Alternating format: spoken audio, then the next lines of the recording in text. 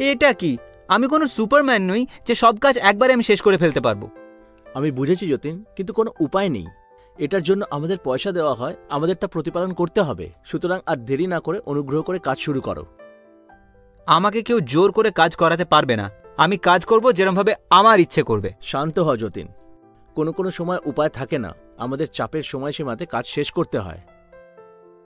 বন্ধুগণ, মনে রাখবেন, আপনার আচরণ আপনার কাজের প্রতি প্রতিফলিত হয় এবং জীবনের প্রতি সাধারণ মনোভাব। আপনি কর্মক্ষেত্রে ভালো হতে পারেন, কিন্তু যদি সঠিক মনোভাব না থাকে আপনি সাফল্য অর্জনের থেকে দূরে সরে যাবেন। সুতরাং আসুন আজ মনোভাব সম্পর্কে কথা বলি। এই মডিউল সমাপ্তির পরে আপনি এগুলো করতে সক্ষম হবেন। কাজ এবং জীবনের প্রতি ইতিবাচক মনোভাবের বিকাশ ঘটান। রমেশ, স্ক্রুড্রাইভারটা আমাকে দাও তো। যতীন, তুমি এটা একটু নিজে নিয়ে নেবে প্লিজ, আমি একটু ব্যস্ত আছি। ও সত্যি? খুব বেশি ব্যস্ত থাকার ভান করো না। কোনোদিন যখন তোমার আমার সাহায্যের প্রয়োজন হবে আমি তোমার দিকে ফিরেও তাকাবো না।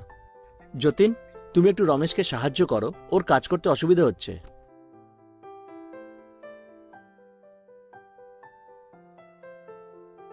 এটা কি করছো?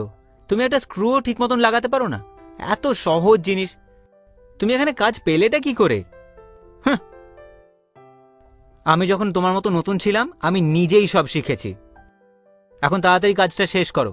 আমি চাই না যে মিস্টার যাদব তোমার অদক্ষতার জন্য আমার উপর রাগ করুক।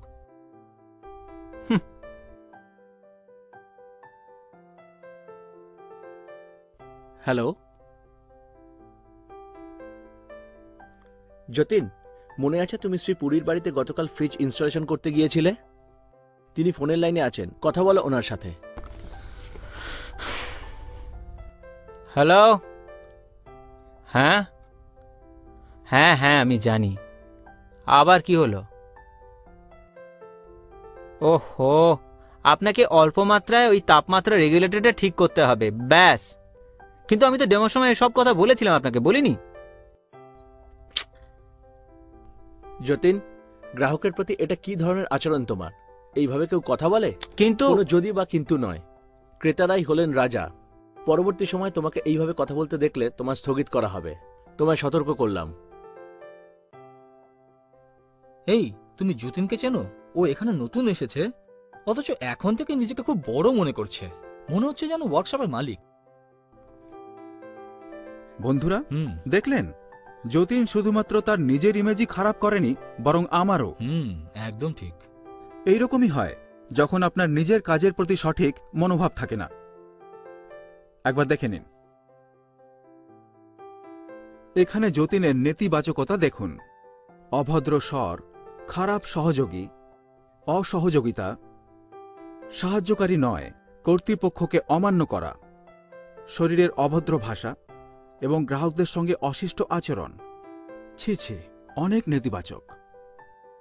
এখন দেখুন যতীনের এই নেতিবাচক ক্রিয়াকলাপে অন্যদের প্রতিক্রিয়া কি। তার সহকর্মীরা তার থেকে দূরত্ব বাড়িয়ে নিচ্ছে। তার ইমিডিয়েট সুপারভাইজার গ্রাহকদের থেকে তার সম্পর্কে ভালো মতামত পাচ্ছে না। ওহ না, যতীন ভাগ্যবান ছিল, ওর চাকরি যেতে পারত। তাহলে বন্ধুরা, এখন আপনারা সঠিকভাবে জানেন যে নেতিবাচক মনোভাব ঠিক কি এবং কি করা উচিত নয়। বন্ধুরা, এখন আমরা জানি কি করা উচিত নয়, কিন্তু প্রশ্ন হল কিভাবে আমরা সেই মনোভাব গড়ে তুলব। তার আগে জানব অ্যাটিটিউড কি। অ্যাটিটিউড হল আপনার অভিব্যক্তি, মাইন্ডসেট, আপনার দৃষ্টিভঙ্গি এবং চিন্তাধারা। এটা আপনার ব্যবহার। আপনি কি ভাবেন, আপনি কি বলেন, কিভাবে বলেন এবং চারপাশের মানুষের সাথে আপনি কি আচরণ করেন। এখানে কিছু করণীয় এবং বর্জনীয় দেওয়া হলো কিভাবে ইতিবাচক মনোভাব গড়বেন। আপনার স্ক্রিনে একবার দেখে নিন। ইতিবাচক পদ্ধতিতে মানুষের সঙ্গে কথা বলুন।